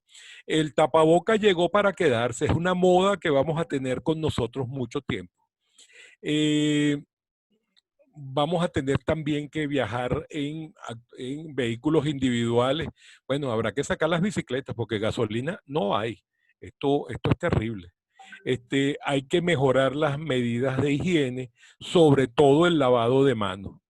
Los servicios digitales, el delivery y los servicios a domicilio van a tener que ser definitivamente un elemento imprescindible dentro de esta nueva sociedad o esta nueva normalidad, como le están diciendo, o este nuevo orden. Reforzar el sistema inmunitario a través de la vida sana, los ejercicios regulares, la alimentación sana, saludable y variada. Todas estas cosas que han demostrado que mejora no solamente el sistema inmunitario, sino la salud mental de las personas. La enseñanza a distancia y enseñanza virtual, en las cuales estamos dedicando bastante tiempo en este momento. Y bueno, el e-deporte o estos deportes con estadios vacíos. Yo creo que esto, tanto los futbolistas como los beisbolistas en Europa y Estados Unidos están buscando buscando la fórmula mágica para que esto funcione y logre tener algún impacto real en cuanto a detener la transmisión. Y esto sí, para finalizar entonces, quería hablarles de la infodemia, que es un término acuñado por la Organización Mundial de la Salud, que tiene que ver con la unión de, bueno, con el caso de una epidemia, más la infoxicación, que es la cantidad de información que se está generando gracias a las redes sociales, las mismas redes sociales y los fake news, o los false news, o las noticias falsas. Entonces se pasa de una intoxicación informativa individual, que es la infoxicación, a la epidemia informativa colectiva. La infodemia, señores, es una epidemia nociva de rumores que se generan durante los brotes. Y si ustedes quieren un ejemplo de esto, simplemente abran su WhatsApp y seguro que ustedes conocen los grupos. Señores, tenemos el temor a lo desconocido, a la gente le encanta un temor, le encanta una conspiración. Y eso se ha descrito como la confusión insidiosa, que es como lo están describiendo esta suerte de desinformación, que muta más que el virus, porque resulta que el coronavirus es un virus que muta muy poco. Se recombina mucho, pero muta muy poco. Y los fake news se propagan mucho más rápido que cualquier coronavirus o cualquier virus que se conozca. De todas maneras, como les digo en la lámina, esta es la primera pandemia que ocurre en una época de predominio de las redes sociales. Así como nos decía ahorita el gran compañero Daniel Sánchez, que en aquella época, en 1918, bueno, no había tanta información, no corría tanta la información, bueno, ahora corre de más. Y el miedo se propaga casi tanto más que el virus, como les había dicho. Al final, señores, nosotros pensamos que estudiar la enfermedad, estudiar el COVID-19 y hablar sobre ella, más que generar la alarma, lo que queremos es, o lo que pretendemos es crear conciencia. Muchas gracias. Gracias, profe. Muchísimas gracias por la ponencia, por la explicación. Acá hay varias preguntas. Hay 3 preguntas para usted y una para el profesor Rodrigo. Vamos a activarle el micrófono. Profesor Mariano, para que pueda ir respondiendo lo siguiente. Ajá, dígame. Hay 3 preguntas para usted. ¿Qué medidas pueden ser de equilibrio entre la economía y evitar el aumento de casos de COVID? Esa es la primera. La segunda, ¿cuál es el impacto en las decisiones del gobierno, las últimas decisiones del gobierno sobre el coronavirus? Y la última dice, ¿cómo se enseñan en los casos a distancia las personas que tienen que hacer prácticas? Esas serían para usted. Y para el doctor Rodrigo hay una pregunta que dice, ¿qué medidas de control se tomaban en las primeras epidemias? Me faltó la última, Yani, disculpa. Sí, profe. Bueno, que cómo hacen las personas que estudian a través de prácticas. Entiendo los laboratorios, ingeniería, Sí, con el tema de educación a distancia. sí. Bueno, fíjate, para darle chance al doctor Fernández, que bueno, de repente hasta primos podemos ser, pues. Fíjense, la idea es buscar soluciones que permitan que no haya tanta transmisión. La enfermedad es muy transmisible, pero muy transmisible. Es más transmisible que la H1N1. Lo cual la hace muy peligrosa, además de que, como les decía, es transmitida por asintomáticos, es decir, la persona no lo sabe, pero está transmitiendo la enfermedad. Eso lo hace muy riesgosa. No hay un tratamiento preventivo, de hecho, no hay ni siquiera un tratamiento confirmado o sea, básico para la enfermedad en este momento, sino que se están probando grupos de tratamiento. Es una enfermedad nueva y no hay vacuna. Entonces, necesitamos buscar fórmulas que permitan flexibilizar el aislamiento y la cuarentena y que permitan que el motor productivo se empiece a producir. O sea, la gente tiene que producir. En Venezuela muchas personas viven del día a día, de lo que hacen en un día típico de trabajo, pero en este momento no lo están haciendo. Entonces, nosotros suponemos que estas personas están en un estado de desafección muy grande. Entonces, hay que buscar una manera de hacerlo. El gobierno habló ayer a través de Maduro de que iban a flexibilizar. Lo que pasa es que no sé cómo irá a actuar el gobierno con casi una duplicación de los casos en los últimos 10 días, ¿no? Comprendan la situación tan grave que tenemos, donde hay una duplicación de casos cuando tú piensas flexibilizar. La situación es bien difícil. Yo sí creo que hay que flexibilizar, pero creo que no ahorita. Bueno, por lo menos el decreto llega hasta el 13 de junio. Entonces, vamos a ver cómo se comporta la enfermedad, pero lo que nosotros pensamos es que la enfermedad va a seguir aumentando. Eso en cuanto a las preguntas de COVID. En cuanto a las prácticas, bueno, esa es la pregunta más típica. La pregunta más típica que nos hacen en todos los medios es, ¿y cómo hacemos con las prácticas, tanto profesores como estudiantes? Yo quiero hacer mi respuesta también, es muy típica, ¿no? Las destrezas, es decir, las prácticas, requieren de un componente teórico importante. Es decir, para ustedes tener una habilidad, ustedes tienen que estudiar teoría. Entonces, la propuesta es que por medio de educación virtual o educación a distancia, se cubra la parte teórica, la parte de los contenidos teóricos, de lo que el muchacho tiene que leerse o la persona tiene que leerse, y y tratar de poner demos. Ojalá nosotros tuviéramos al nivel de tener ejemplos de realidad virtual.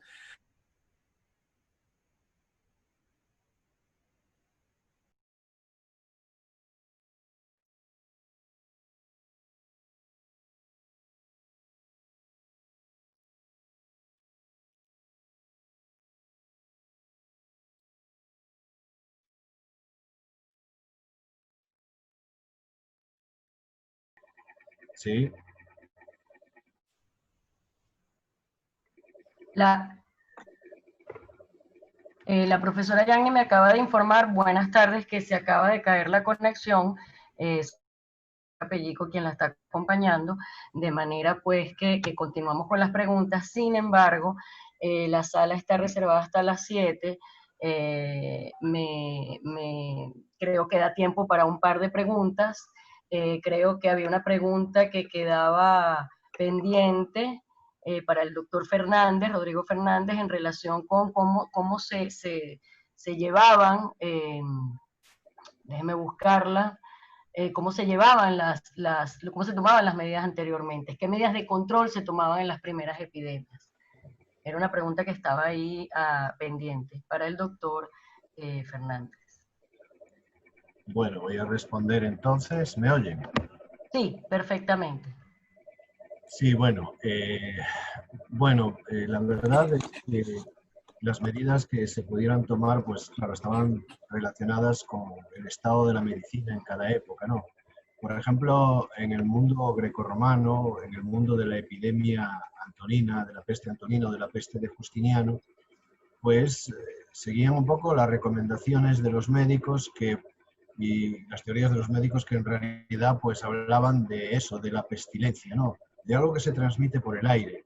Entonces, en esa época, en la antigüedad, era muy típico entre los remedios usar perfumes o cosas olorosas, pero que olieran bien para evitar las miasmas que había en el aire, por ejemplo. Pero la gente se daba cuenta de que si estaban cerca de los enfermos se contagiaban. Entonces comenzaron a aislarse de motu propio, ¿no? Este tipo de cosas pues ocurrían así un poco con la experiencia. Los gobiernos como tales no tomaron medidas, por ejemplo, en la peste antonina el emperador se encargó de que se atendiera a la gente, ¿no? Pero no sabían muy bien qué hacer. En la época de Justiniano, por ejemplo, pues ni siquiera eso, ¿no? Simplemente los enterraban. En la última epidemia de la que hablé, en la peste negra, pues seguían con las mismas tendencias de algo que se transmite por el aire. Tenemos datos de que, por ejemplo, usaban mascarillas o personas relacionadas con los miasmas, ¿no? La práctica común era, pues, o te encerrabas en casa, que mucha gente lo hacía, y se rodeaban de buenos olores, sobre todo los que tenían dinero para hacer.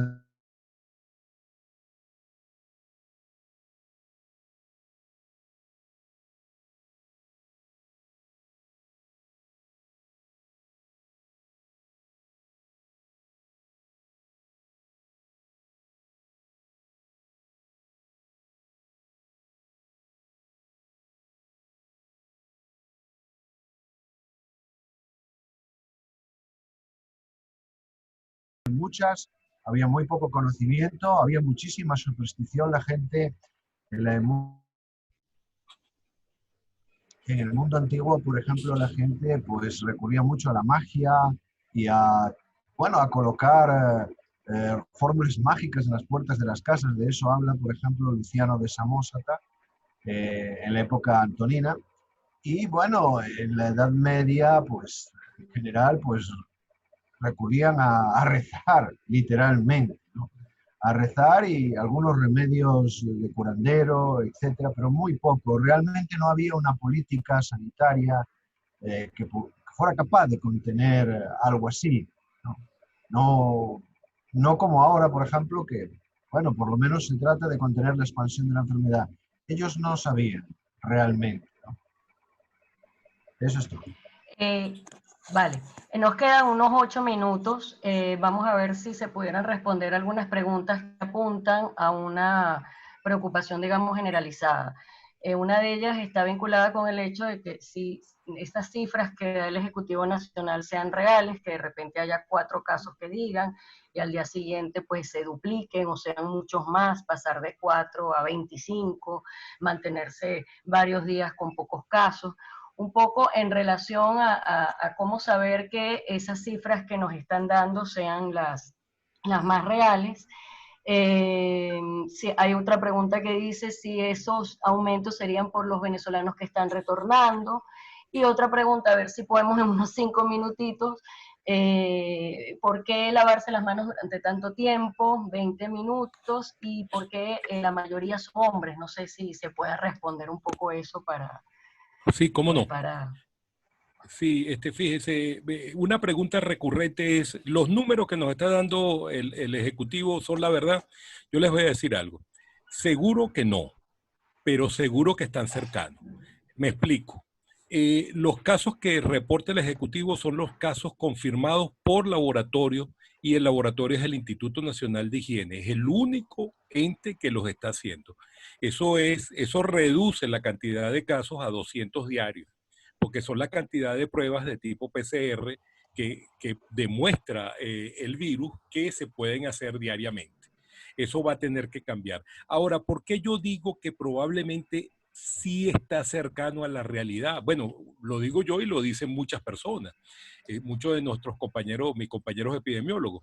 Señores, si nosotros tuviéramos en este instante una epidemia prendida en etapa exponencial, nosotros estuviéramos viendo los casos en las puertas de todos los servicios de salud. Recuerden ustedes los ejemplos de Italia, del norte de Italia, y el ejemplo más reciente aún de Guayaquil en Ecuador, y muy probablemente el ejemplo que tenemos en Brasil. Es decir, si nosotros tenemos un ascenso brusco de casos, lo vamos a ver. Ténganlo por seguro. Por lo tanto, es muy probable que los casos que está dando el Ejecutivo sean cercanos a la realidad. Recuérdense que esos casos son debido a que ha habido un distanciamiento social brutal. O sea, nosotros por ley, casi como en China, nos han distanciado y nos han puesto en cuarentena, lo cual ha sido muy bueno, y insisto en eso, pero ha sido tremendo y muy estricto en el país, a pesar de todo lo que se pueda ver. La otra cosa que, sí, mira, tenemos dos tipos de casos, en transmisión comunitaria y la transmisión que viene por brotes en las personas que vienen de fuera. Jorge Rodríguez es muy enfático en decir que la transmisión viene de fuera, pero el informe de la OMS que publica un día sí, un día no, se publica en la web, dice que nosotros tenemos transmisión comunitaria, es decir, nosotros tenemos casos de transmisión comunitaria. Pero recuérdense esto, en cuanto empecemos a tener casos de transmisión comunitaria, van a empezar el aumento muy grande de los casos. Entonces, mi recomendación final, porque creo que ¿por qué 20 segundos? Bueno, pues está demostrado por estudios que se usan colorantes en el jabón y sustancias fotosensibles, y luego se toman las fotos a ver si toda la mano quedó lavada. Entonces se descubre que son 20 segundos. Ese es como lavarse los dientes. Los dientes también hay que lavárselos por el tiempo de 2 minutos, 1 minuto y medio, yo no me acuerdo.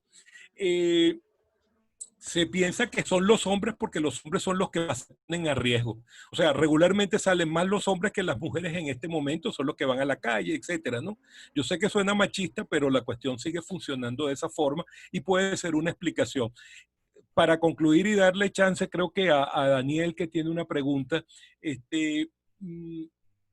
insisto, lavarse las manos, su tapaboca, muy frecuentemente, no se toquen la cara, no se acerquen a las personas, mantengan la situación de distanciamiento social o de distanciamiento más bien particular.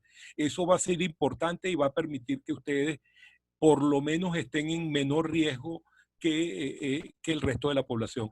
Yo termino, profesora.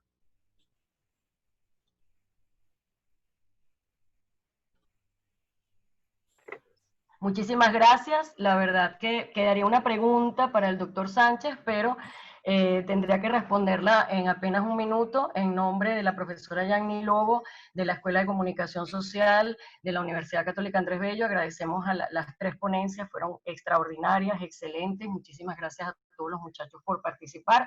Dejo esta pregunta para el doctor Sánchez. ¿Qué hay de cierto que el limón de Santa Teresa curó la gripe española en Venezuela?